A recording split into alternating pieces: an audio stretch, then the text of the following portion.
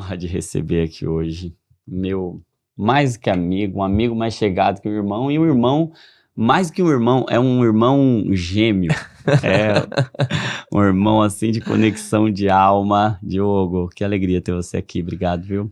Ô, meu irmão, a honra é minha, a alegria é minha, a gratidão imensa estar aqui com você. Aí, não sei se vocês vão lembrar, mas o primeiro podcast Divinamente que a gente teve aqui, né? Depois que a gente começou as conversas à mesa, que o podcast Divinamente, o primeiro podcast Divinamente foi o Diogo. Que honra, a gente falou sobre ansiedade, foi a inauguração do podcast Divinamente, e como isso representou para mim, assim, porque... Para mim também, porque demais. você é um amigo de fato, assim, tem uma conexão de alma, assim, muito profunda. E poder ter começado essa jornada com você. Agora perdi as contas de quantos episódios já foram, mas hoje estarmos juntos nesse momento tão especial também. A gente está aqui, até o pessoal que está estranhando aí o estúdio diferente, né? A gente está em São Bernardo do Campo, estamos aqui para a Conferência Divinamente, que... se você não participou, você não tem ideia do que você perdeu, então corre aí para você poder acompanhar e ver o que aconteceu, o que Deus ministrou ali no nosso coração. E o Diogo veio lá da Bahia para ministrar, veio lá de Salvador para ministrar, e eu tô muito feliz porque além de vir para ministrar, nós estamos também lançando o livro Feridas do Coração, um caminho para a cura, que ficou lindo demais e que nós vamos conversar sobre ele, mas que ocasião especial, que parto realmente, né? O nascimento do filho. Um filho. E ficou lindo, lindo, lindo, e a gente já vai conversar mais sobre ele. Mas para quem não conhece, Diogo, marido de Tainã, pai de Marister e Judá. Até nisso nós temos uma ligação, porque eu sou o pai de Israel, ele é do Judá. Vamos reunir o reino. O reino está reunido novamente. Isso é escatológico. Religar o reino. A ruptura do reino a gente vai. E o Diogo é pastor lá em Salvador, na linda igreja Lírio. E que igreja especial, com um povo muito especial. Você conhece Saulo Daniel, daqui do Você Entendeu Errado. Tá lá, é um dos pastores lá, com o pastor Diogo. O pastor Diogo é o pastor de Saulo, pra você ter uma ideia do nível daquela igreja. A gente vai se pastoreando mutuamente. E que povo incrível que tem lá naquela igreja. Né? É uma igreja que é extremamente saudável, uma igreja que, se você ainda não foi na Igreja Lírio, você precisa ir, você não sabe o bem que vai fazer para você, né? E Diogo, meu amigo, como eu ansiei por esse livro, porque falar sobre feridas do coração é falar sobre um terreno e sobre um assunto que é comum a todos nós, né? Sim. Todos nós. E a gente até fala um pouco, você menciona isso aqui no livro, que a gente já nasce ferido, né? Você falou no prefácio. Mas você também mencionou lá. Mas a gente já tem feridas que a gente vem carregando desde muito antes, até a queda nos feriu. A queda nos feriu. E, inevitavelmente, na jornada, todos nós carregamos feridas, temos feridas no coração, e é possível que a gente caminhe e viva a vida inteira sem olhar para elas, sem lidar com elas, sem mexer, por medo, por insegurança. E eu almejava e eu sonhava com esse livro aqui, porque eu sei o quanto de cura que o Senhor vai derramar para quem lê. Mas fala um pouquinho como é que foi o processo de nascimento dessa mensagem, mais do que do livro. Sim. Como é que essa mensagem nasceu no seu coração? É uma mensagem que eu carrego, Johnny, né? Nós temos isso em comum também, né? De ter passado por feridas profundas na alma. E sempre me interessei muito pela mente humana, pela alma humana, a partir da palavra de Deus, a partir da minha necessidade de encontrar respostas. E fui estudar psicanálise, depois fui estudar psicologia. Mas, de fato, na palavra de Deus que a gente tem, né? As respostas mais profundas e preciosas. E essa mensagem é uma mensagem que eu carrego há muito tempo. E na conferência, Renovamente, em 2023, que eu tive a alegria de receber você. Eu preguei um pouco do que está no livro e você falou, Diogo, tem que virar um livro. Sim, né? E sim. aí a gente se animou para escrever, e de lá para cá viemos o Senhor gerando essa mensagem e eu creio que ficou bom. Eu fui profundamente impactado por aquela mensagem. Eu cheguei e eu queria contar para todo mundo. E você falou lá sobre José, sobre o processo Sim. de cura do coração Sim. de José, o processo de perdão Sim. de José. E pra gente entrar um pouquinho até, vamos definir o que é uma ferida do coração. Uma ferida do coração. Como que a gente percebe que tem, como que faz o diagnóstico de uma ferida do coração. Sim. Fala um pouco sobre isso. Esse livro ele foi construído em 4 estágios. Uhum. O primeiro estágio é a inconformação, que é justamente a gente entender que precisamos tratar. Depois a gente vai para a identificação, que é lógico que eu não falo de todas as formas de identificar uma ferida, porque senão viraria um compêndio, um manual gigante. Mas eu mostro uma forma específica, eu foco em uma forma específica através da linguagem. Como a nossa linguagem pode revelar feridas. A gente vai depois para a fase da restauração e, por último, a cicatrização, que é aquela fase final, né? A gente vai desfrutar agora de uma vida nova. E a ferida do coração, ela nasce de toda ruptura. Né? Tem um texto bíblico que eu gosto muito, que é Lucas 2:35. Maria, ela está levando o bebê Jesus para ser apresentado no templo. Então Simeão, um profeta, um homem de Deus, toma o menino nas mãos e começa a profetizar sobre o futuro dele. Profecias lindas. Mas então ele olha para a mãe, para Maria, e diz, mas quanto a você, uma espada atravessará a sua alma. E é muito interessante, Johnny, que ali ele poderia usar o termo mais comum para a espada, que é mácaria, que é a espada romana, que é uma espada curta de combate corpo a corpo.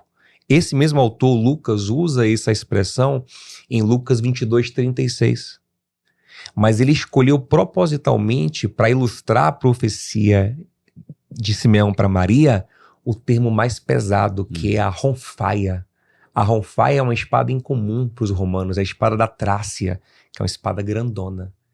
Então ele estava dizendo para Maria, por causa desse menino, a sua alma vai ser completamente atravessada. E que momento isso aconteceu? João 19 nos mostra isso.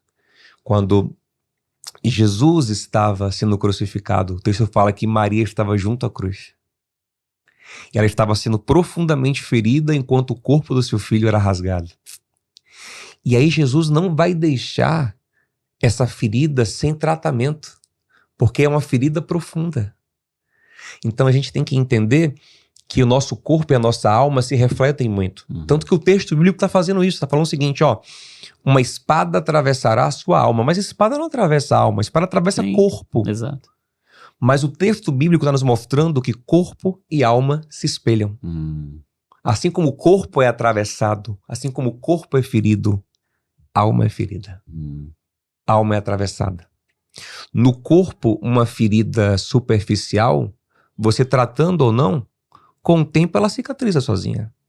Mas uma ferida profunda, você que é médico sabe mais do que eu disso, se você não tratar, não cura sozinha. Pelo contrário, tende a infeccionar, tende a agravar o quadro. Então olha o que Jesus fez. Quando ele viu que sua mãe estava sendo atravessada por uma espada na alma, por uma ronfaia, uma espada dilacera a alma, ele falou para João, um amigo íntimo dele, aquele que tinha intimidade até física, né? Deitava no peito dele. Olhou para ele e falou assim, falou para a mãe, mãe, seu filho agora aqui, ó. Filho, sua mãe. E o texto fala que a partir daquele dia, João recebeu Maria em casa. Ele começa desde já um processo de acolhimento para a ferida no corpo de Cristo, na igreja do Senhor. E aí uma coisa fantástica vai acontecer, porque Maria não estava entre os discípulos de Jesus, ela não aparece entre os discípulos. Ao contrário, até uma tensão entre Maria e os discípulos. Há um momento que ela chega com os irmãos de Jesus e ela quer ver Jesus, e dizem para ele, sua mãe está aí, e ele diz, não, minha mãe e meus irmãos são os que estão aqui caminhando, buscando a vontade do meu pai. Ele até uma certa tensão no texto às vezes. Mas depois que João acolheu Maria, em Atos 1,14, pela primeira vez Maria aparece no meio da igreja, entre os discípulos de Jesus. A alma dela foi ferida quando o corpo de Cristo foi crucificado, foi ferido na cruz, mas começou a ser restaurada quando o corpo espiritual de Cristo foi unido pelo Espírito Santo, né? Então, há um trabalhar de Deus para que nós percebamos as feridas e busquemos com a graça de Deus o acolhimento que é profundamente relacional para que as feridas sejam tratadas. Né? E aí eu trabalho bastante com a ideia de entendermos a profundidade da ferida. Muito antes de Freud falar isso, de que a alma tem níveis de profundidade, né? Ele fala de consciente, pré-consciente, inconsciente. A Bíblia já mostra que a alma tem níveis de profundidade. Por exemplo, a parábola do semeador, ela é também sobre isso. Primeira terra, é uma terra onde a semente fica na superfície. Segunda terra, a semente entra, mas não aprofunda tanto porque tem pedras que impedem o enraizamento. Terceira terra, a semente já aprofunda, mas lá no fundo também tem espinhos plantados. Quarta terra, a semente aprofunda e não tem concorrência.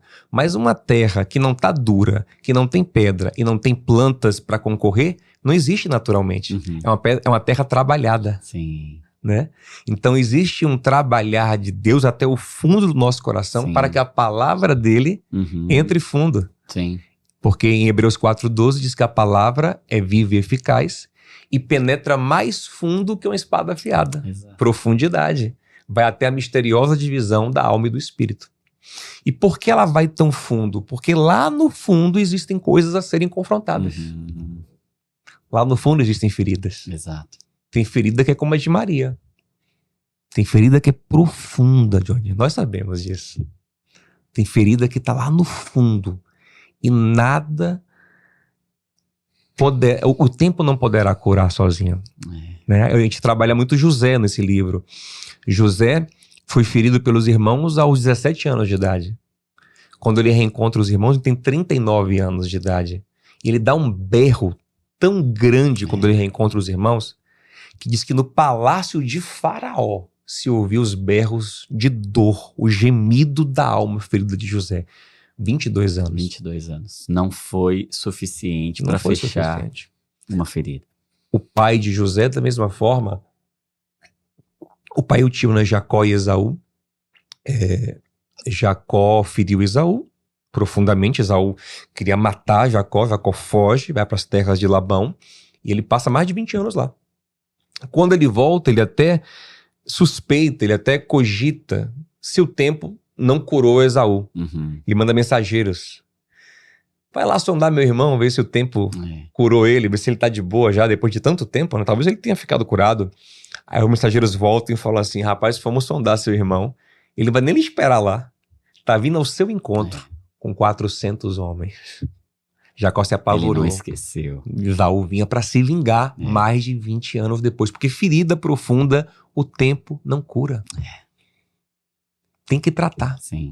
Tem que tratar. E a gente tem essa percepção de que, como já faz muito tempo, talvez a gente não precise mexer mais, né? E comum a gente nem perceber feridas. A gente não conseguir expressá-las entendendo eu estou ferido. É comum que o que se ouve são os gritos. E não a ferida de fato, porque a ferida ela é muito profunda, então é comum que a gente não a veja mais. Com o passar do tempo, não ver não significa que a ferida está curada. Talvez o não ver significa que ela é tão profunda que ela pode até estar num nível de consciência que eu não acesso em muitos momentos, mas os comportamentos... Tem sinais e sintomas. Tem sinais e sintomas, né? Como você disse na pregação e você fala no livro aqui também, que o sentimento vaza. O sentimento vaza, o sentimento vaza. O tempo não é capaz de curar, de alguma forma resolver, porque como você estava dizendo, é na alma, é muito profundo, e é Lucas quem usa essa expressão, e Lucas era médico também. Sim, ele sabia do que ele estava falando. Exatamente. E ele descreve dando essa dimensão, essa profundidade de fato, é uma lesão profunda, e é como você disse, feridas profundas, feridas do coração, feridas da alma, o tempo não resolve. E até, se assim a gente pode dizer, além do tempo não resolver, crer em Cristo e entregar a vida a Cristo, por vezes pode nos trazer uma falsa percepção de que, como as coisas velhas se passaram, tudo se fez novo, então agora as feridas do meu coração, elas não me afetam mais. E isso é verdade? Fala um pouco sobre... Isso é muito legal. Sobre isso. Isso é muito legal, porque isso tem muito a ver também com o livro. Porque às vezes a gente quer fazer um processo, não de tratar a ferida, mas de enterrá-la e construir algo por cima. A gente pensa às vezes que construir uma vida em Cristo é uma vida onde você soterra os problemas e você edifica por cima, deixando os problemas lá embaixo. José, um tanto que viveu isso, porque ele tem no Egito uma nova vida. Sim. Um novo nome, Zafanat-Paneia, fala uma nova língua, uma esposa egípcia, uma cultura, um cargo poderoso. Aí ele, quando tem o primeiro filho dele, Manassés, o nome egípcio, ele diz: Deus me fez esquecer de toda a minha dor e de toda a casa do meu pai. Olha que interessante. Sim. Porque ele não pode recortar só o trauma que ele viveu com os irmãos. Ele vai ter que recortar toda uma fase da vida dele. Toda a casa do pai, que incluía Jacó, que ele amava o pai, que incluía Benjamim, que não fez nada contra ele, mas teve que enterrar todo mundo. Porque às vezes, para você se livrar de uma dor, você enterra a sua identidade, a sua raiz, a sua essência. Tem um seriado legal agora que tá em alta, que é o Ruptura. E ele, não sei se você já viu Ruptura. Não, só via recomendo, a chamada recomendo, ali, mas meu irmão. Ele é interessante porque ele fala sobre isso. São pessoas que, buscando livrar-se de dores, eles buscam apagar certas memórias. Só que quando apaga a memória, apaga a identidade, apaga quem eles são. Por isso que nos momentos mais terapêuticos de José, é quando ele chega diante dos irmãos, Gênesis 45, e ele grita: Eu sou José. Imagina quanto tempo essa frase não saía dentro dele. Porque para os egípcios não fazia sentido, eu sou José. Para os irmãos fazia sentido. Ele se reconecta com a sua dor, porque está doendo, sim, mas também com a sua identidade, com a sua história. Então, Deus não quer nos fazer esquecer, apagar, soterrar o nosso passado. Deus quer curar o nosso passado. Uma coisa maravilhosa é que Jesus, quando ressuscita, ali em João capítulo 20, ele mostra a Tomé as marcas, as cicatrizes, sim, da crucificação. Ele não quer apagar a cruz. Sim. Não. Ele, para sempre, é o Messias que foi crucificado. Então, eu, para sempre, vou carregar as marcas que eu carrego. Você, para sempre, vai carregar as marcas que você carrega. Isso não pode ser apagado. Sim. Isso não pode ser desfeito. Faz parte da nossa vida. Só que não pode mais ser feridas abertas, sim, mas tratadas. Sim. Então a glória de Deus não é negar o que nós vivemos. A glória de Deus é curar o que nós vivemos. Transformar nossas marcas em testemunhos da graça dele, sim, da misericórdia dele, né? Uma das coisas mais impactantes da vida de Paulo era contar o testemunho dele. Quando ele tinha oportunidade, ele contava. Atos 22, Atos 26, ele contava: eu persegui a igreja. E lógico que isso doía. Eu não sou digno nem de pregar o nome de Jesus. Mas quando ele contava, quando ele mostrava essa marca, era um testemunho poderoso de uma ferida que o Senhor restaurou. Né? Como as feridas curadas, elas são testemunhos de que a vida venceu a morte. Exatamente. Né? De que não foi esquecido no sentido de apagado, mas foi redimido, foi resgatado, né? E eu acho linda essa imagem do clímax do evangelho na redenção. A redenção é o resgate de algo que estava perdido, né? Sim. Não é, é um transplante, vou jogar fora ali, esquece. É uma restauração, isso é maravilhoso. Uma restauração, né? Essa mensagem é tão central no evangelho que Paulo chega a nos dizer, e ele é quem mais diretamente aborda isso ali em Coríntios, que até o nosso corpo será restaurado. Uma coisa extraordinária, né? Do pó, o que voltou ao pó, voltará às mãos de Deus para ser glorificado, porque é assim que o Senhor trabalha. Sim. Restaurando, né, consertando, renovando. E uma vez eu ouvi você dizendo que a única coisa que glorifica mais a Deus, ou o restaurar glorifica mais a Deus do que o criar. Sim, sim. Porque ele criou e ele podia ter feito um ser humano à prova de queda ou de lesão. Exato. Ou de ferida, né? A restauração, ela manifesta glória para Deus. Eu sempre gosto de... Sabe que eu gosto dos patriarcas, né? E eu gosto de usar eles como exemplo. O nome mais importante da Bíblia depois de Jesus é Israel. O nome do seu pequeno, que seria o nome do meu terceiro se eu tivesse mais... Quem sabe? Depois de Jesus é o nome mais importante da Bíblia. É Israel.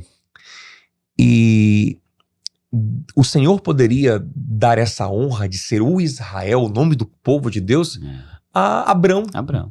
Mas Deus falou, não, esse cara já tá muito... Pela nossa lógica... Tá muito fácil. Vai dar pouca glória. Ele transformou Abrão em Abraão.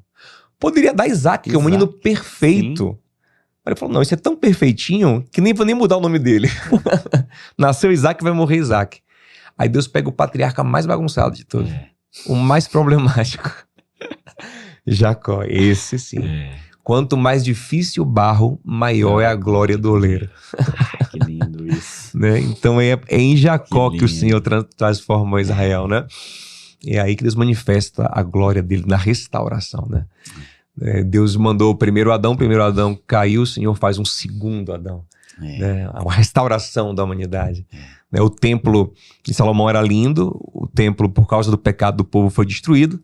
Aí Zorobabel está reconstruindo o templo, o povo desanimado. Poxa, isso aí nem se compara. O outro falou, ah é? Pois eu entrei agora no negócio. E a glória dessa última casa será maior do que a da primeira. Então o Senhor, ele glorifica o nome dele, né? Quando ele restaura. As nossas feridas nas mãos de Deus, elas se tornam matéria-prima para a glória dele ser manifesta de um jeito muito mais profundo, mais glorioso, né? E aí exige da gente vulnerabilidade, humildade, coragem de rasgar o Zafanete Paneia que tá inteiro, porque o Zafanete Paneia era soberano ali, né? Era o vice-regente do Egito, que era o império naquela época ali. Poderosíssimo, mas há um José ferido lá dentro. Ele teve que rasgar o Zafanate Paneia para acessar o José ferido. Então, muitas vezes, a gente tem que ter essa coragem de rasgar o Diogo construído, o Jonatas construído, né? E acessar aquele lugar de vulnerabilidade, de fraqueza, de medo, de pecado, de trauma, e acessar e expor esse lugar, né? E dizer, eu sou José, né? A transformação de Jacó também foi assim, né? Deus perguntando a ele, qual é o seu nome? Qual é o seu nome? E Deus nunca pergunta o nome de ninguém na Bíblia. Ninguém. Deus já chega falando, Moisés. Ele conhece, ele sabe. Antes da mãe dar o nome, ele pergunta o nome. Sabe. Mas ele quer que Jacó exponha, né? Confesse. E a confissão é um processo de trazer o que está no inconsciente para o consciente. Porque Deus não precisa da nossa confissão. Confissão é para que a gente se conscientize, é para que a gente perceba, é para que a gente traga para a luz, né? De trazer, iluminar o que está no fundo do coração, né? Então, esse é um processo muito interessante, tocando naquele ponto que você falou sobre estar em Cristo e ter que tratar as feridas da alma, especialmente porque estamos em Cristo.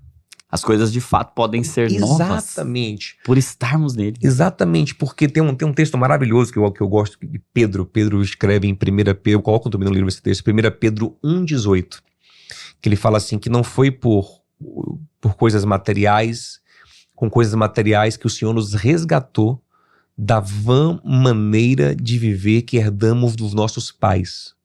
Ele usa uma expressão grega para resgatar, que é mesmo que libertar. Ou seja, enquanto nós não estamos em Cristo de verdade, nós estamos presos a estruturas que são tóxicas em maior ou menor grau. Pode ser a melhor família do mundo. Sim. O pecado fere. O pecado fere todo mundo. Adão, ele mal pecou, já estava ferindo Eva. É muito interessante isso, né? Automático. Gênesis 2. O Senhor apresenta Eva para Adão pela primeira vez. Ele está apaixonado. Osso do meu osso, carne da minha carne, empolgadão. Adão peca, a primeira coisa que ele fala sobre ela é a mulher que o Senhor me deu.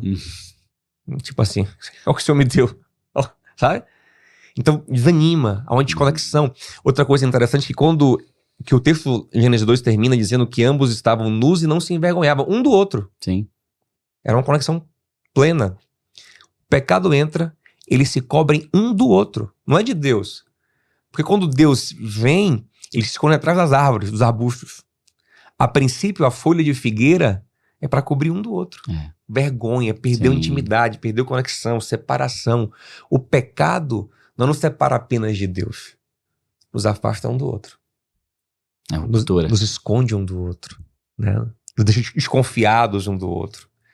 Desconfiança é o contrário da confiança, da fé. E a gente só ama de verdade quando tem fé. Porque o amor tudo crê. Né? Então quando a gente para de crer, a gente não consegue mais amar, entregar o coração.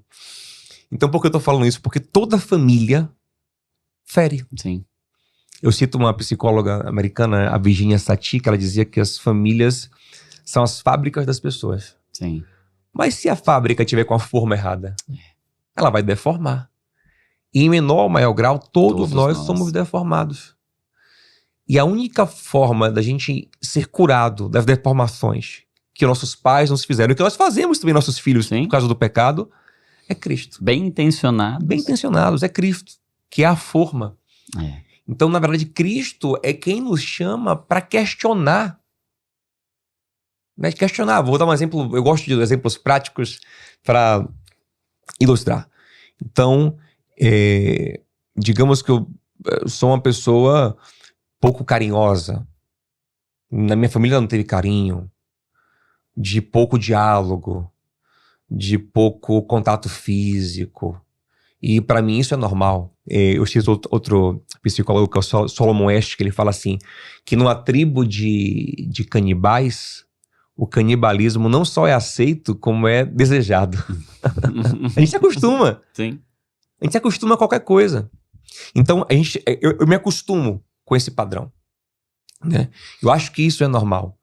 Quando eu chego em Cristo, que eu olho para um Jesus que toca nas pessoas, um santo que toca, que pega a criança no colo, né? Que fala com amor, que olha nos olhos, que pergunta a um amigo, você me ama? Olha que coisa profunda.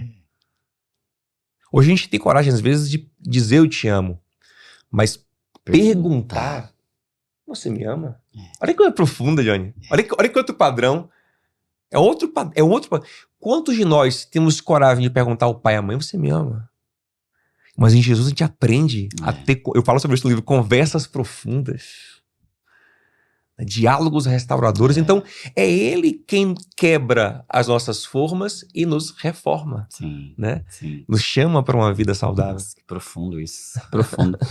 E eu percebo assim que é um dos grandes problemas, não acho que só da nossa geração, porque a gente tá vendo isso desde Adão, né? Sim. Mas a ferida tem uma capacidade de roubar da gente a nossa verdadeira identidade, Sim, né? sim. Ela tem um poder de criar disfarces, Sim. de criar... Os Zafenate-Paneia, é o Adão atrás de da folhas de figueira. São roupas que a gente vai tentando colocar para tentar, de alguma forma, lidar com aquele passado, com aquela ferida, com aquela vergonha, com aquela área de nudez que nos incomoda. Então a gente encontra caminhos, só que, como você estava dizendo, essa ferida rouba a identidade, e roubando a identidade, roubando a essência, A gente já não sabe mais quem é, e quem não sabe quem é, quem está de alguma forma desconectado da sua essência, vai ter muitos desafios, tanto emocionais, porque as emoções elas ficam um caos, elas trabalham em busca da identidade, né? As emoções, de alguma forma, elas estão a serviço dessa busca pela identidade, elas são servas da identidade, né?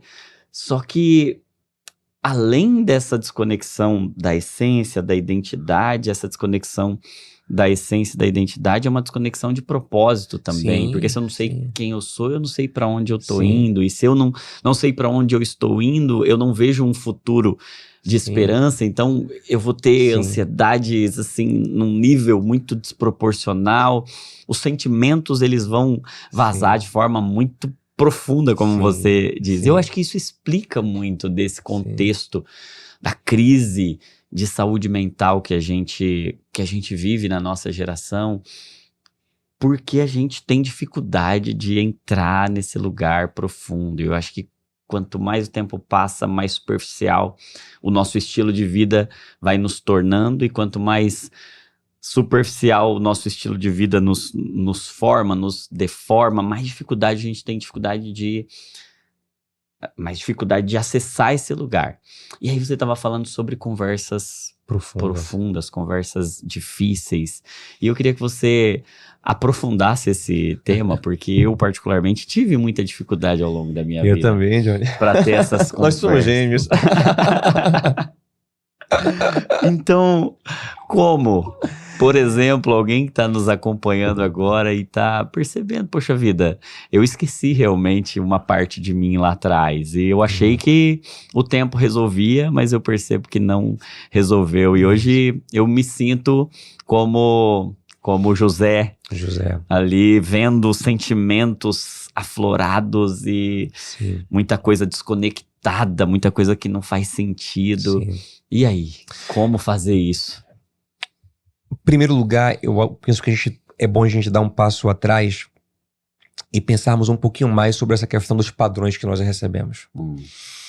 Porque muitas vezes o silêncio, o não conversar, é um dos mais terríveis padrões familiares que a gente recebe.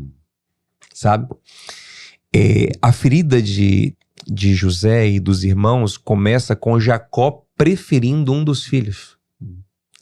Mas se você for olhar, Jacó faz isso porque na casa dele também era assim. Isaac preferiu Esaú e a mãe preferiu ele. E Isaac também faz isso porque Abraão preferiu Isaac e dispensou os outros filhos. Abraão não conversa muito com Isaac. Isaac, por exemplo, não fica nem sabendo quando Abraão vai escolher uma esposa. Ele só recebe o pacote pronto. Abraão vai levar Isaac para o monte no caminho. Eles não conversam muito, trocam poucas palavras. Isaac também não conversa tanto com Jacó e com Esaú. Jacó não conversa direito com os filhos. Então há esse padrão de pouca conversa, de pouca conexão. E muitas vezes achamos que isso é normal. Mas não é normal. O padrão é Jesus, que eu vou falar sobre ele já. Eu vou mostrar como ele fez. O padrão não é meu pai, não é minha mãe, não é meu avô, mas que eu admire eles. Por mais que eles tenham coisas maravilhosas, o padrão não é esse. O padrão é Jesus. Então, José, ele vai ser curado, e o processo de cura dele é demorado, não é do dia para a noite. A primeira conversa foi muito boa para ele, mas os irmãos ainda demoraram de serem curados. Foram curados no capítulo 50, eu explico isso no livro. Eu lembro quando você falou isso pra mim, eu nunca tinha percebido esse detalhe. Como aquilo ali mudou minha vida. Mudou minha vida. Capítulo 50. Porque é um processo de muito tempo, de maturações de conversas. E aí tem alguns desafios, por exemplo, quando José começa a conversar com os irmãos, ele perde o controle emocional por um momento, ele chora muito, ele chora muito alto, os irmãos ficam emudecidos em primeiro momento, eles não conseguem falar nada. Depois tem também a questão das acusações que foram feitas por José antes. Entre eles também, Rúben acusa os irmãos. Ou seja, a conversa difícil, ela tem muitos desafios, mas são necessárias. Navegar em corações feridos né, é navegar em mares turbulentos, mas a gente tem que navegar rumo à paz. E aí entra Jesus, e eu falo sobre ele, ele é o modelo perfeito de tudo. E olha o que ele faz, né? Pedro foi avisado pelo Senhor. O Senhor tentou conversar com Pedro sobre isso. Ele chamou Pedro na ceia e falou: Satanás pediu. Ô Peu. Simão, ele chama até de Simão para poder lembrar quem Pedro era na origem. Simão, Satanás pediu todos vocês para vos cirandar, né, vos provar como trigo, mas eu roguei ao Pai por ti. Olha que privilégio. Por você, para você não desfalecer, para sua fé não enfraquecer. Mas Pedro, ainda orgulhoso e imaturo, não gostou. Não, Senhor, não. O Senhor avisou, tentou conversar. Pedro disse: pronto. Tô pronto, tal. Pedro não captou a profundidade daquilo e caiu. Pedro foi superficial. Caiu e se feriu profundamente. E ele se feriu profundamente. Tanto que a gente começa João capítulo 21 e tem um sintoma de alguém ferido, porque do nada Pedro fala assim: vou pescar. E tá, aquela coisa repentina da fuga, impulsiva, de quem tá com vazio, tem algo preso no peito, né? E aí de manhã cedo aparece o Senhor na beira do mar, chamando os discípulos. Pedro se esconde a princípio, tá nu. E até foge, talvez, para um lugar de segurança do passado. Exatamente isso. Só que aí Jesus chama Pedro para uma nova conversa. Olha como as conversas são importantes. E aí ele traz alguns princípios muito legais sobre conversas profundas. Observe, John, que Jesus, ele toca no passado de Pedro. Porque precisa tocar no passado. A gente quer ter uma conversa, tipo assim, digamos que Deus nos livre, nos guarde, mas a gente teve um problema, uma briga, uma mágoa surgiu entre nós. Aí depois a gente se reencontra e eu finjo que nada aconteceu. Você finge que nada aconteceu. Não trata. Eu tenho que tocar, eu tenho que expor. Só que o Senhor faz de uma maneira muito sábia. Ele pergunta a Pedro 3 vezes. Porque aquilo para Pedro significava as 3 negações. E Pedro, o texto fala que Pedro, na 3ª vez, ele se entristece. Ele se entristece e é natural. E aquela tristeza era necessária. A conversa profunda. A gente não quer entristecer, porque a gente acha que vai piorar o problema. Fale mais você. Não. É isso aí. A conversa profunda necessária para curar, ela começa entristecendo muitas vezes. Só que observe que o Senhor, ele vai tocar no passado se fixando no presente. Porque ele fala: você me ama é presente. Mas você me amou? Você me ama, isso é profundo. Já tratei de muito casal assim. Tá ali aquela, porque ele fez, ela fez. Aí eu faço a pergunta no presente. Vem cá, você ama ela no presente? Você ama ele? Aquele ama no presente, John. É forte. Poderoso. Jesus toca no passado, mas se fixa no presente. Você me ama. Conversa profunda, a gente toca no passado, mas a gente enfatiza a mudança, a restauração que estamos buscando, as evidências de arrependimento. Sim, o presente não está correndo risco. No presente. E aí, mais do que isso, ele aponta para o futuro com esperança. Você me ama? A primeira coisa, tocou no passado, com as 3 repetições. Você me ama presente. E o final, apacenta as minhas ovelhas futuro. Tem um caminho pra gente. Há futuro, há esperança. Porque não existe força na alma. Até pra alma ser restaurada, ela precisa de força, de energia. E a nossa força é a esperança. Paulo fala que tem um tripé que sustenta a alma humana, né? A vida humana. Fé, amor e esperança. Sem esperança a gente não tem força vital. Então, se a gente vai ter uma conversa onde não há futuro, eu não tenho ânimo, eu não tenho força. Então a gente precisa ter uma conversa que pontue os erros do passado, se fixe no presente, mas aponte para o futuro. Imagina como Pedro foi restaurado ouvindo aquilo. O quê? Apacenta futuro? Tem futuro para mim contigo? Sim. Que lindo. Tem futuro. Tem só passado não, tem futuro para você comigo. Eu toco no seu passado justamente para você ser inteiro, né? Outra coisa importante numa conversa profunda é manter o objetivo em mente. Tivéssemos que resumir a conversa de Jesus com Pedro numa palavra, sobre o que é essa conversa? Sobre amor. Sim. Tu me amas? Amo. Me ama? É sobre isso. E até o destino, né? É cuida. Cuida. Amor. Então a gente tem que... Às vezes o problema é que o mar de emoções é tão turbulento que a gente vai ter uma conversa profunda, a gente começa por aqui com um objetivo e a gente se perde. Então por isso que é muito importante a gente não conversar apenas com a nossa sabedoria, mas confiando no Senhor, sendo cheio do Espírito Santo. Senhor, me capacita, me dá a tua graça para que eu possa ter uma conversa que construa.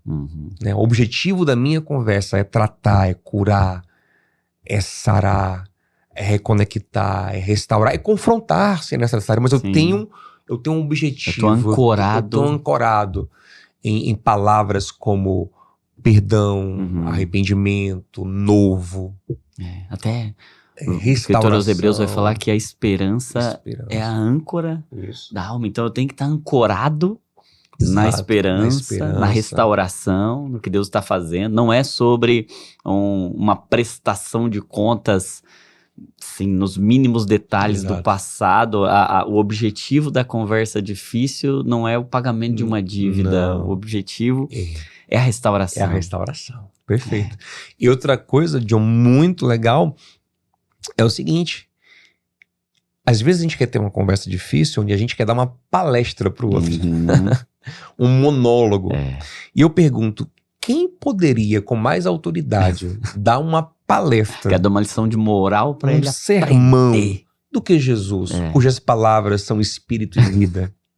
Entretanto, numa conversa restauradora, como você mesmo constrói isso muito bem, são dois lados que têm que se conectar.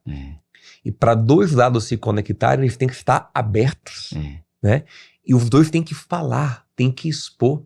Jesus faz questão de ter um diálogo com Pedro. Tu me amas? Ele responde, Senhor, tu sabes. O Senhor sabe de todas as coisas. Ó, o coração está sendo exposto. Então essas conversas não podem ser monólogos.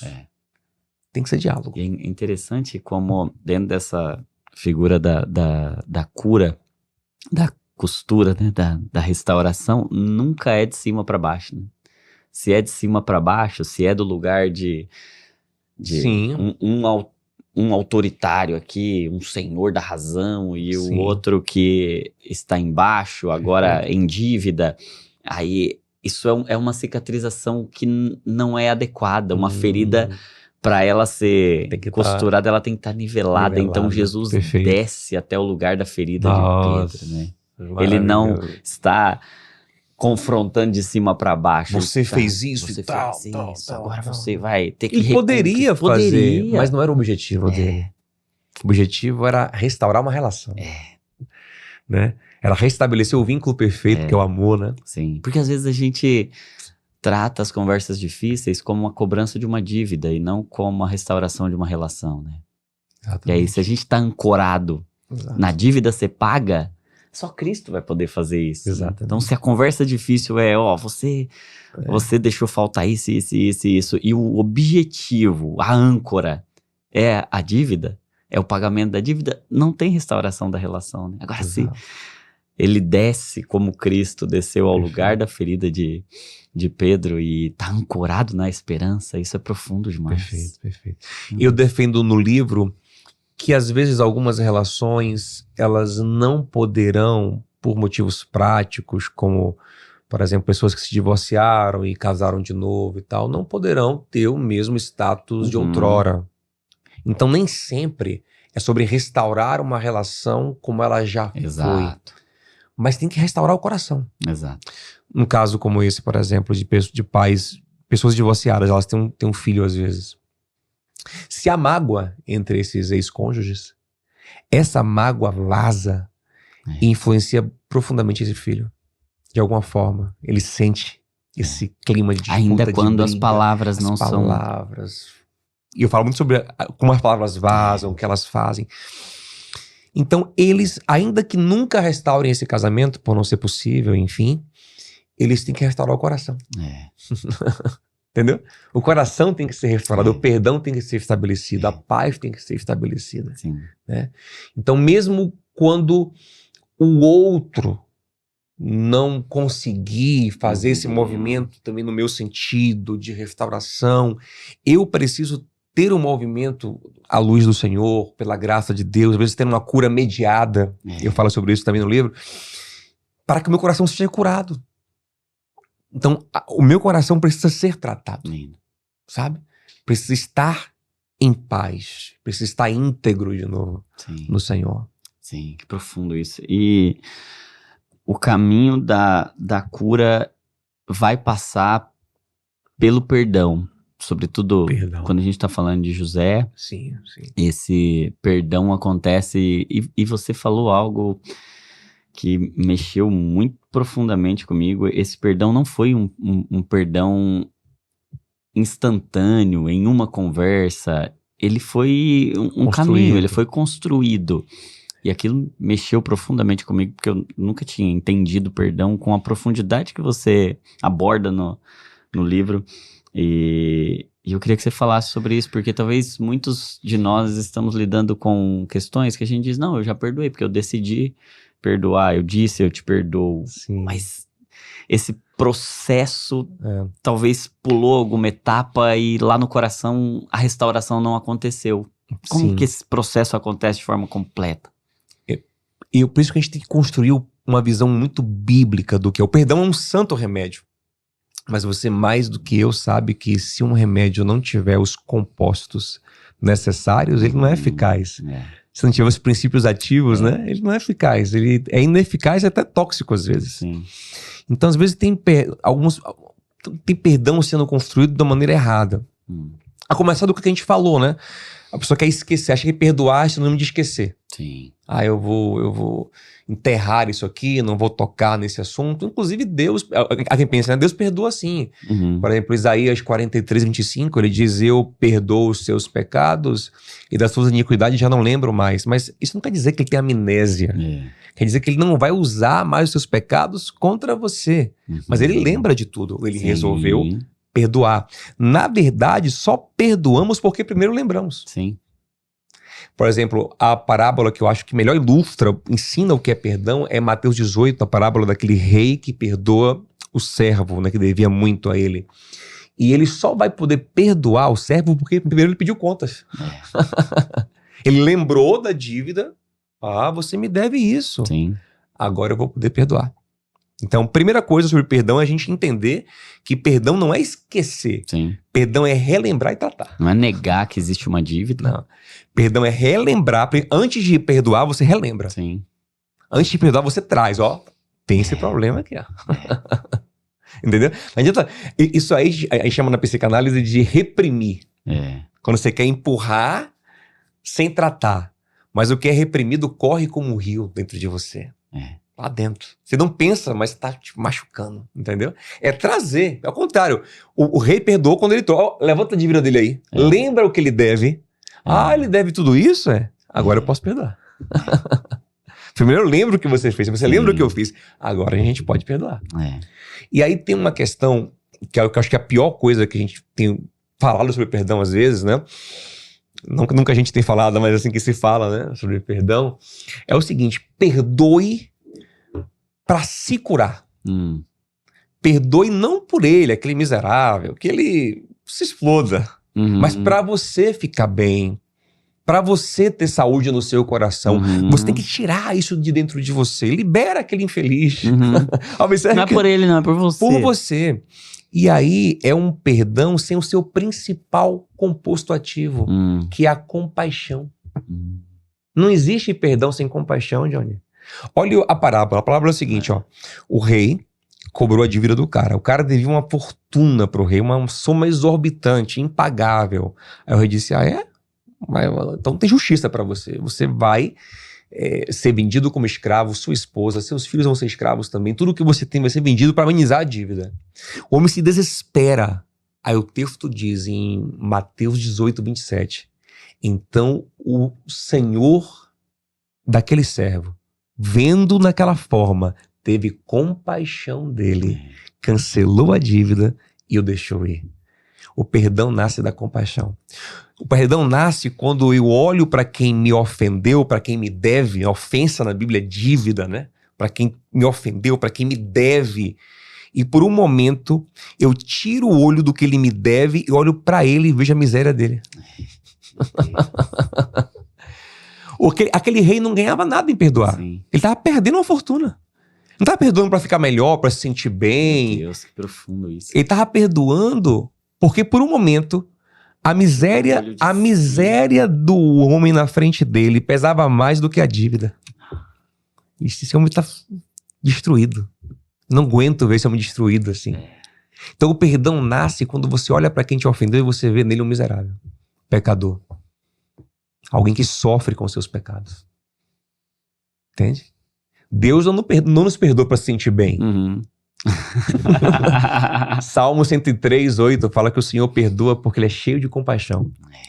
Efésios 4:35, Paulo fala: perdoem-se mutuamente uns aos outros, porque vocês têm um coração compassivo e misericordioso. Né? Então, perdão nasce da compaixão. E aí, quando você aplica um perdão autocentrado, não funciona. Uhum. Não funciona porque falta compaixão Sim. e ele é ineficaz para o outro e para você. Porque como é que o perdão nos cura? O perdão nos cura porque ele nos liberta de uma das coisas que mais nos ferem, que é a sensação de injustiça e de impunidade. Entende? Sim. O perdão verdadeiro, que é esse compassivo, faz você enxergar que, na verdade, existe justiça. Sim. É por existir justiça que você vai perdoar. É. Você vê o mal sendo colhido ali. É. Você vê que aquela pessoa está afundada nos seus pecados, na sua maldade, está perdida. Lembro de uma pessoa que eu aconselhei uma vez, uma mulher, ela estava muito magoada, muitos anos, com um homem que ela achava que não era suficientemente punido pelo que tinha feito com ela e com outras pessoas. Aí a gente começou a conversar e a gente começou a vamos analisar como é a vida dele, como são as relações dele, o que ele colheu. Sim. E de repente ela começou a olhar para aquele miserável que tinha feito tanto mal e disse: rapaz, a vida dele é destruída. A vida dele, olha o que ele colhe. Olha que miséria. Olha que miséria. Aí alguém fala assim: ah não, Diogo, mas essa pessoa que me fez mal tem a consciência cauterizada. Pior. Porque se a consciência fosse... Que miséria de vida. Se a consciência fosse sensível, tava melhor. Se tá cauterizada... Tão pobre que nem sentir o peso dos seus próprios pecados ele não consegue sentir. Se tá cauterizada, ele tá igual Romanos capítulo 1. Entregue a sua maldade. É o pior estágio. Indo de mal a pior, indo pro inferno. Ai, meu Deus. Entendeu? Então, assim, o perdão nasce quando eu olho para essa pessoa e vejo nele um miserável. José, ele olhou para os irmãos em aflição ali e disse: nossa, esses caras estão sofrendo. Porque desde o capítulo 42 eles estavam ali: nós somos culpados, nós somos culpados. Já começou a perceber que, na verdade, aquela visão que ele tinha dos irmãos poderosos que jogaram ele, não, eram coitados, eram miseráveis, invejosos, sofredores, carregavam uma culpa terrível, uma rejeição terrível do seu pai. José enxergou isso. Ele disse: não, eu vou ser gracioso com esses caras. Olha como eles estão em miséria. Entende? Então perdão é isso. É ver a miséria do outro. Daí ter compaixão. Que profundo. Que profundo. E você mencionou até no livro e naquela ministração, eu me lembro que isso mexeu muito comigo, que no primeiro momento, no primeiro diálogo de José, ele não diz para os irmãos: vocês me fizeram mal. Isso. E exato. Ficou uma ponta ali para ser resolvida. Olha que interessante, Johnny. Isso é muito. Eu acho que uma das coisas que eu mais gosto nesse livro é essa. Isso é muito legal. Porque José estava bem intencionado. Sim. Ele estava com muita misericórdia. E aí, quando estava com muita misericórdia, ele foi comunicar o perdão que estava brotando ali, mas ele comunica da forma errada. E a linguagem, ela é importante.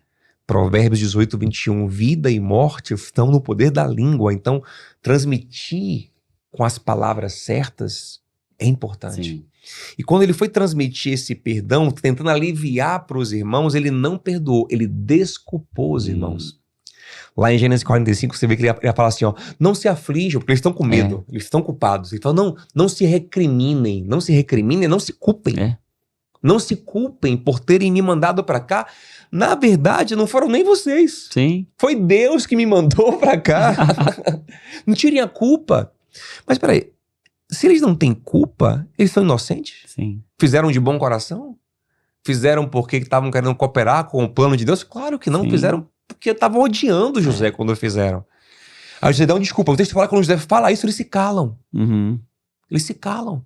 Porque eles precisavam de perdão, porque a consciência... Eles não precisavam de desculpa. Não, desculpa é pra quem é inocente. Desculpa é pra quem não tem culpa. Você não tem culpa, você é inocente, então eu te desculpo. Quem tem culpa... É só o perdão. Perdão. Tem uma consciência gritando. E não existe perdão sem consciência de culpa. Exatamente. Tem uma consciência gritando. Mesmo quem não conhece a Deus, o Romanos 2,15, Paulo fala que em todo ser humano há uma lei da consciência que está ali cobrando, buscando justiça. Justiça, e se ela não vier, eu me autossaboto. Eu me puno. Porque a minha mente fica ali buscando justiça. E o perdão cobriria a justiça. Mas desculpa não, porque a desculpa é uma mentira. E a mentira não liberta. João 8,32, conhecereis a verdade. E só a verdade te libertará. Então, quando José desculpou, vocês não têm culpa, eles ficaram aqui, ó. Tá, rapaz, e agora? Ele disse que a gente não tem culpa. Sabe o que aconteceu? Passou 17 anos. Meu Deus. Quando Jacó morreu, os irmãos estão apavorados, dizendo entre eles, agora José vai se vingar de todo o mal que ele fez. José tinha perdoado, mas os irmãos não receberam perdão. Porque na hora de comunicar, ele comunicou a desculpa. E aí é interessante que eles não têm nem coragem de José pessoalmente. Eles mandam uma mensagem.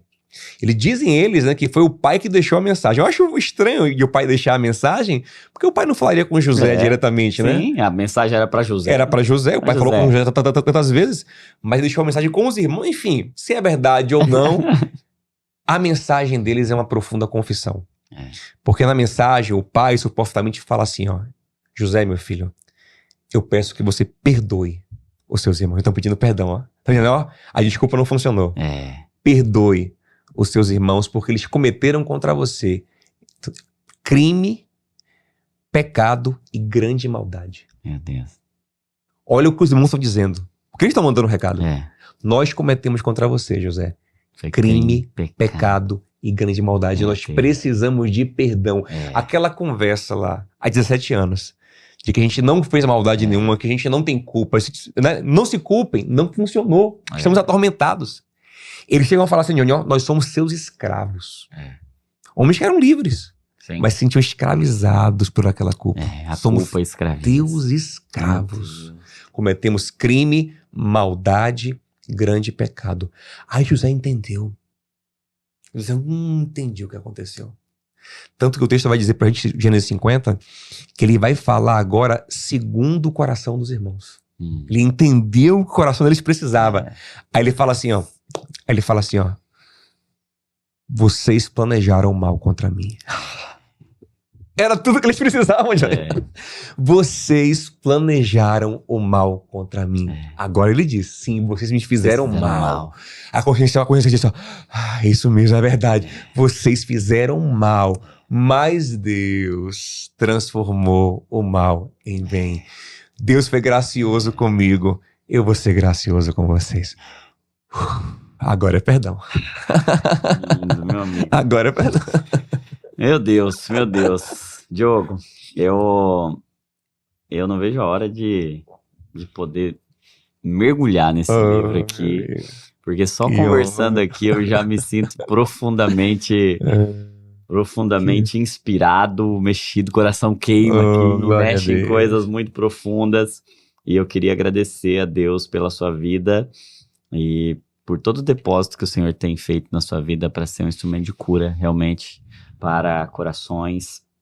E sei que esse livro é uma dessas expressões e eu queria encorajar todo mundo que está aqui nos acompanhando a adquirir, não apenas para você, mas fazer desse aqui um presente, um recurso realmente de graça do Deus gracioso para costurar, para restaurar corações, identidade, propósito.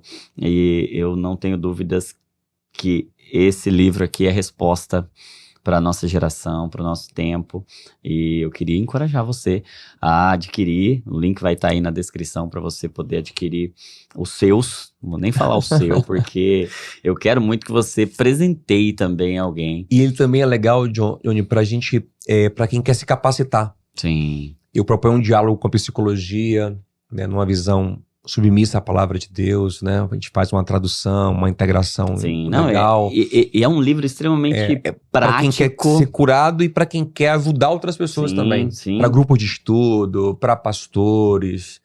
Pode ajudar muito, assim, a ter percepções que vão ajudar nessa caminhada. Sim, fica uma dica até para você fazer isso em grupo, para você fazer isso com a sua igreja, com o seu pequeno grupo aí, porque você pode ser, sem dúvida nenhuma, um instrumento de cura para muita gente, e eu não tenho nenhuma dúvida que esse livro aqui é a resposta de Deus para nós, para nossa geração, e eu estou muito feliz por vê-lo aqui publicado, por estar disponível para todo mundo poder adquirir. E, Diogo, obrigado pelo seu coração, obrigado. Meu irmão, eu não tenho palavras para te agradecer. Especial demais. Eu não tenho palavras, você é um presente da graça. Eu tenho pregado muito sobre graça, né? Compreender a graça, e você é uma expressão da graça de Deus na minha vida. Você é instrumento de cura para mim, John. Você sabe disso. Você para mim, eu me emociono até eu te amo. De falar de você, é um irmão. E obrigado, viu? Obrigado por ter vindo, obrigado por participar mais uma vez e por abençoar não só a minha vida, mas de todo mundo que tá acompanhando ali. E aí, ó, você agora tem algumas responsabilidades a partir dessa conversa aqui. Uma delas é fazer esse conteúdo chegar em mais pessoas, porque ele pode ser cura. Você tem noção de que palavras que foram ditas aqui, né? Como a gente estava dizendo, esse poder de uma palavra bem colocada que desnuda ali, que desvenda e abre caminhos profundos no coração. Então você pode ser responsável também por abençoar a vida de alguém, por ser um canal de graça, compartilhando, curtindo e fazendo esse conteúdo chegar em mais pessoas. Fica mais aí não é nem um conselho só, isso aqui você tem que fazer, ir lá acompanhar o Diogo nas redes sociais dele, canal do YouTube, toda semana tem uma pregação nova lá, que ele prega na Igreja Lírio, e eu maratono lá, amo, não é pra puxar o saco aqui não, porque ele sabe que é verdade, tem provas disso, mas eu faço isso assim com muita alegria no coração de acompanhar sempre que posso, e acompanha lá no YouTube, acompanha lá no Instagram e fica por dentro lá de tudo que está acontecendo, de tudo que Deus tem comunicado ao coração do Diogo. O Diogo é preciosíssimo, é um presente de Deus para nossa geração, então acompanha ele lá e também adquira aí o seu livro, porque eu tenho certeza, o prefácio é o melhor do livro. O prefácio tem uma baixada no nível. O prefácio é o melhor do livro. Mas não desiste no prefácio não, lê o livro até o final, pode ter certeza que vai valer muito a pena. Eu dei uma atrapalhadinha aqui esse livro tem muito de na você. Qualidade do livro com o meu prefácio. Muito de você. Mas que honra poder escrever o prefácio desse livro e poder hoje estar com ele aqui em primeira mão. É o primeiro exemplar. É seu. Aqui, tá aqui comigo, é meu, tem até dedicatória, mas pede aí o seu também, porque eu tenho certeza que vai abençoar muito, muito, muito a sua vida. Obrigado por você ter acompanhado até aqui, Diogo. Eu não tenho palavras. Te amo, meu irmão, gratidão eterna. Te amo, obrigado você, e que Deus continue abençoando você, a família toda, Nana que tá aí, crianças que ficaram lá na Bahia, toda a igreja e todo aquele povo que amo muito, e que fica aí o convite para você, tá passando em Salvador, vai lá conhecer a Igreja Lírio, e não esqueça que toda emoção é um convite para oração, saúde mental é pensar o que Cristo pensa, sentir o que Cristo sente, porque você é uma cópia de Jesus. Deus abençoe você e até o próximo Divinamente Podcast.